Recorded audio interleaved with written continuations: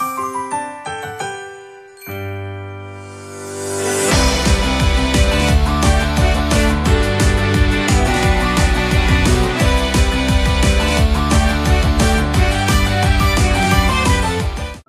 kekaisaran bersorak ketika melihat baju zirah hitam sang putra mahkota berada di barisan terdepan prosesi kemenangan. Wah, keberaniannya sangat sesuai dengan gelarnya sebagai pahlawan. Tidak ada orang lain yang mampu menembus garis pertahanan musuh dan memenggal kepala komandan musuh seperti yang dia lakukan. Orang-orang memuji sang putra mahkota karena prestasinya setara dengan Duke Floyen, pahlawan kekaisaran ini. Prosesi kemenangan sang putra mahkota yang mengundang sorak-sorai dari orang-orang dimanapun ia pergi, akhirnya mencapai istana kekaisaran. Sang kaisar mengawasi dengan mata waspada saat putranya memasuki ruang kerjanya. Namun, ia tidak dapat melihat ekspresi putranya karena tertutup oleh helm. Sekarang, dia telah memberikan kontribusi besar untuk kekaisaran ini. Para bangsawan pasti akan semakin ribut. Sang kaisar tengah memikirkan cara untuk menghadapi putranya. Takut putranya akan menggunakan kesempatan ini untuk menyeretnya turun dari tahta. Aku masih memiliki Duke Floyen di pihakku untuk berjaga-jaga jika dia mencoba menyimpang, pikir sang kaisar sambil menatap putranya dengan muram. Sang putra mahkota berjalan mendekat hingga berada sangat dekat dengannya. Baju zirah hitam sang putra mahkota kini dianggap sebagai simbol kemenangan. Tetapi di mata kaisar, itu hanya terlihat menyeramkan. Kaisar menahan rasa takutnya dan menyambut putra mahkota dengan suara ramah. Selamat datang putra mahkota, kau telah melakukan tugas besar dalam mempertahankan wilayah selatan. Putra mahkota Maximilian dalam balutan baju besinya menundukkan kepalanya saat mendengar sapaan kaisar. Semua ini berkat arahan Anda yang mulia. Wajah kaisar yang tadinya dipenuhi kekhawatiran kalau putranya bersikap kurang ajar seperti sebelumnya menjadi lebih tenang. Putraku, apa kau tidak akan menunjukkan wajahmu kepada ayahmu? Putra mahkota menjawab dengan anggukan sopan. Sayangnya, saya sudah menempuh perjalanan jauh dan saat ini dalam kondisi yang tidak pantas yang mulia. Saya akan sangat menghargai jika Anda dapat dengan murah hati mengabaikan hal ini. Kalau memang begitu, tidak ada yang bisa kita lakukan. Meskipun permintaannya ditolak dengan hormat, kaisar kembali menunjukkan ekspresi tidak senang seolah tersinggung oleh penolakan itu. Pada saat itu, sang putra mahkota kembali memuji sang kaisar.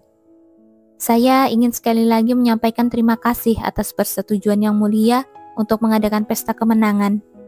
Wajah sang kaisar kembali berseri-seri karena rasa terima kasihnya. Tentu saja, sepertinya kau harus mulai mempersiapkan pesta itu sekarang. Masih banyak yang harus dilakukan. Sementara kita hanya punya waktu sekitar 2 minggu lagi. Iya, benar yang mulia. Kau tak perlu terlalu khawatir. Karena aku sudah memerintahkan Countess Roas, kepala pelayan wanita, untuk membuat persiapan yang luar biasa untuk pesta tersebut. Putra mahkota ragu sejenak, lalu membuka mulutnya. Jika memungkinkan, saya ingin mengganti orang yang bertanggung jawab. Apakah itu tidak apa-apa? Kaisar mengangguk dengan murah hati mendengar kata-kata putranya. Begitu, kau pasti punya seseorang dalam pikiranmu. Katakan padaku, siapa orang itu? Putra mahkota bergumam pelan mendengar pertanyaan kaisar. Saya merasa terganggu karena perjamuan kemenangan diadakan berdekatan dengan upacara kedewasaan adikku. Ya, itu memang benar. Jawab kaisar dengan nada acuh tak acuh ketika mendengar tentang putrinya yang selama ini jarang ia perhatikan. Kaisar sengaja memberikan respon dingin, tetapi putra mahkota tetap tenang. Saya memohon agar adik saya Beatrice yang bertanggung jawab atas pesta ini. Jika dia berhasil menyelenggarakannya, itu akan menjadi pencapaiannya dan membuatnya bersinar saat upacara kedewasaannya nanti. Kaisar memutar otaknya mendengar usulan itu. Sang permaisuri memang sedikit merepotkan belakangan ini. Dia teringat pada ceramah-ceramah panjang istrinya, lalu mengangguk. Baiklah, aku akan menyerahkan pesta kemenangan itu kepada sang putri. Kau bisa mendiskusikan detail acaranya dengannya. Putra mahkota membungkuk. Terima kasih atas izin yang mulia. Sang kaisar tersenyum puas ketika putranya yang selama ini dimusuhinya bersikap begitu sopan kepadanya. Ia tertawa terbahak-bahak lalu berkata, "Jangan sungkan, kau pasti lelah. Kenapa tidak pergi ke kamarmu dan beristirahat?" Atas izin kaisar, sang putra mahkota berdiri dan membungkuk dalam-dalam. "Terima kasih atas pertimbangan Anda, saya akan melakukannya." Putra mahkota mulai meninggalkan ruangan itu. Kaisar memperhatikan kepergiannya lalu bergumam, "Sepertinya kau akhirnya menyadari tempatmu." Ia merasa lega melihat putranya yang selama ini mengganggunya akhirnya tunduk patuh kepadanya. Sementara itu, sang putra mahkota yang telah kembali ke kamarnya mengusir para pelayannya dengan lambaian tangannya. "Semua orang boleh pergi, aku akan berganti pakaian sendiri." Ia hendak melepaskan helmnya setelah semua pelayan pergi, ketika seseorang muncul dari balik tirai. "Apa yang dikatakan kaisar?" Sebuah suara arogan bertanya, terdengar seolah-olah dia sedang berbicara kepada bawahannya. Namun, alih-alih marah, sang putra mahkota berlutut dengan satu kaki sebagai bentuk kesopanan. "Semua berjalan seperti yang Anda perkirakan. Dia memberikan izin agar sang putri bertanggung jawab atas pesta kemenangan." "Bagus.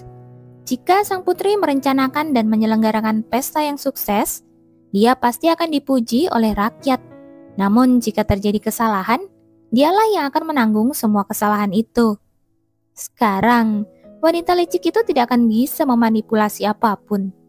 Dia merenungkan rencananya yang berhasil sejenak, lalu berkata kepada putra mahkota yang tampak tidak nyaman, "Kau boleh melepas helmmu sekarang."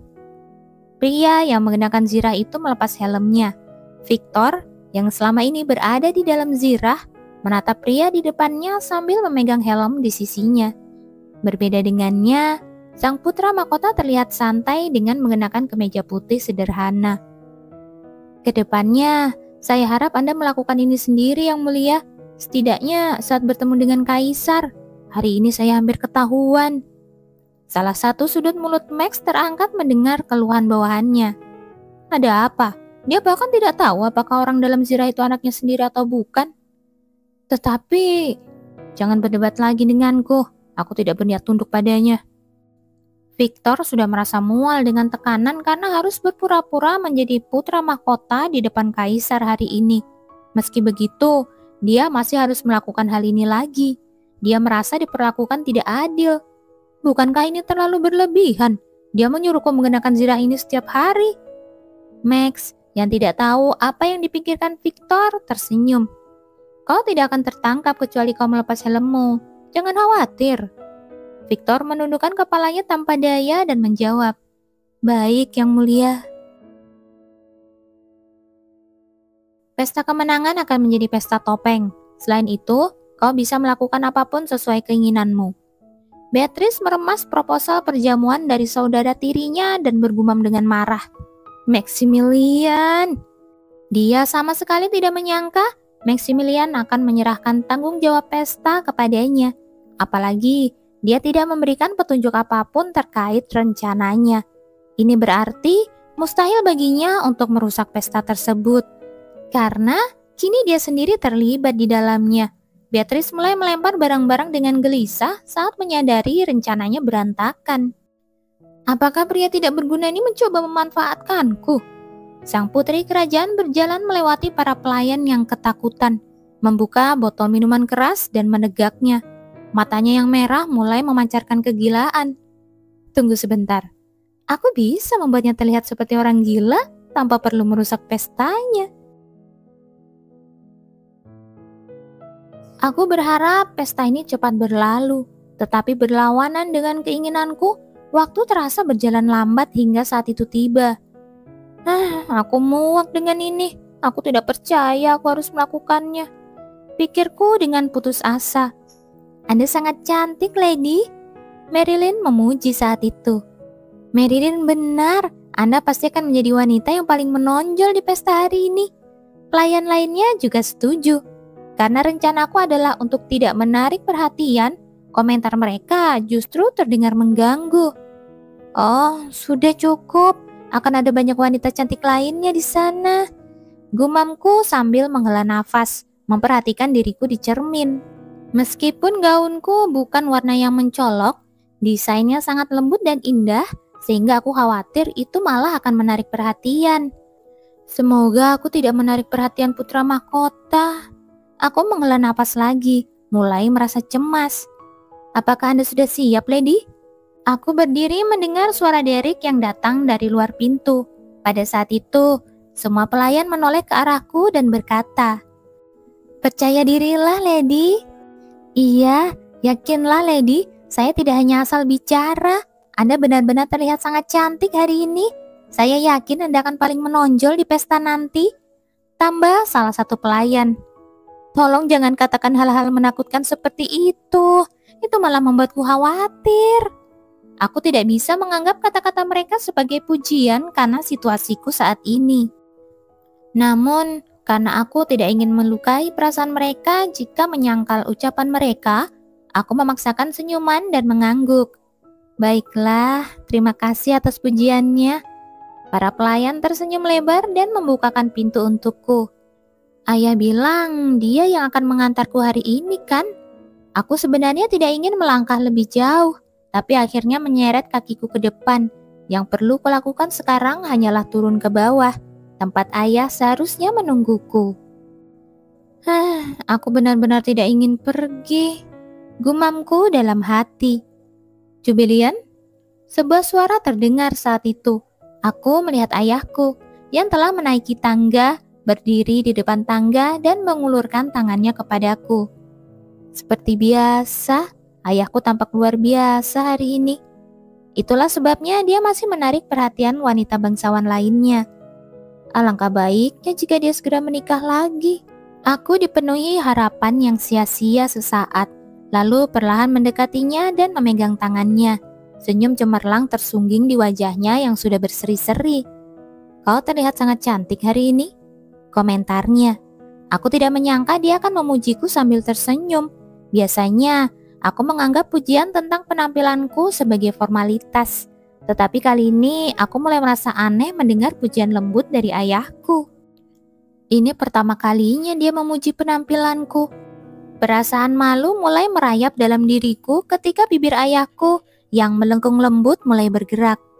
"Aku yakin putra mahkota juga akan senang melihatmu." Aku menjadi cemberut saat menyadari alasan sebenarnya dia memujiku. Dia hanya mengatakan aku cukup layak untuk putra mahkota.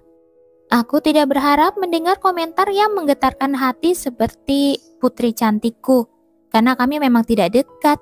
Bahkan dibandingkan dengan hubungan orang lain yang bukan keluarga, hubungan kami lebih buruk.